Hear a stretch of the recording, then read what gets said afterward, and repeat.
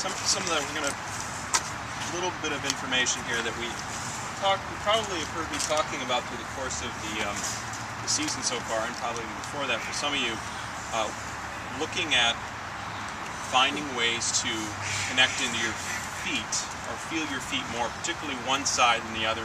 May have noticed that sometimes we have a tendency for the boat to fall down to one side as we're coming up. And if we notice these reoccurring patterns and we're struggling and we're trying to figure out, how do I change this? And I just got to keep running up against the same wall, and I don't want to spend, I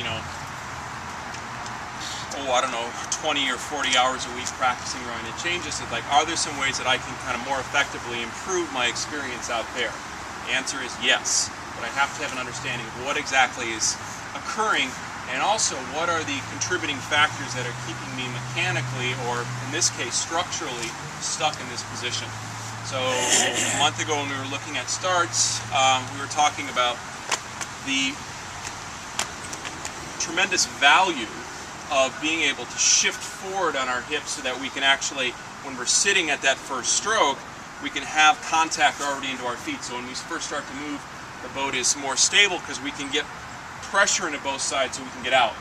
And I think some of you are like, oh, that's like a huge difference, magic. One side, it's all of a sudden the starts are no longer an issue.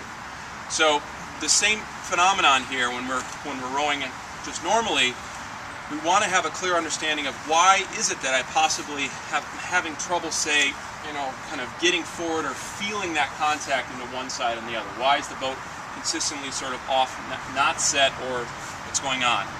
So this is not all just my possible ineptitude in being able to kind of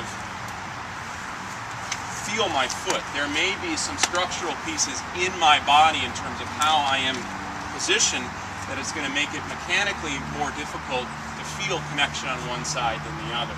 Okay?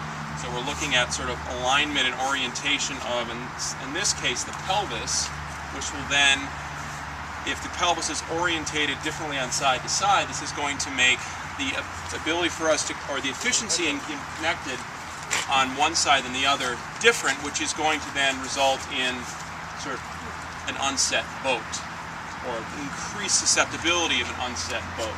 All right? So if I know what's going on with my pelvis, I may start to be able to understand what are things that I'm doing outside of practice that are keeping that locked in there. So it's a little interactive here. So we've got a couple. Who has heard me say, particularly like maybe one side or the other? We're trying to. Me. So call me alert. Yeah. No, Helga, come on over here.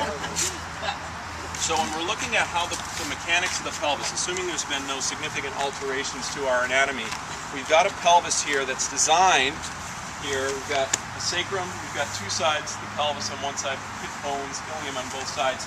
So as we're walking about on stable ground, theoretically as we're walking, this pelvis is designed to move, tilt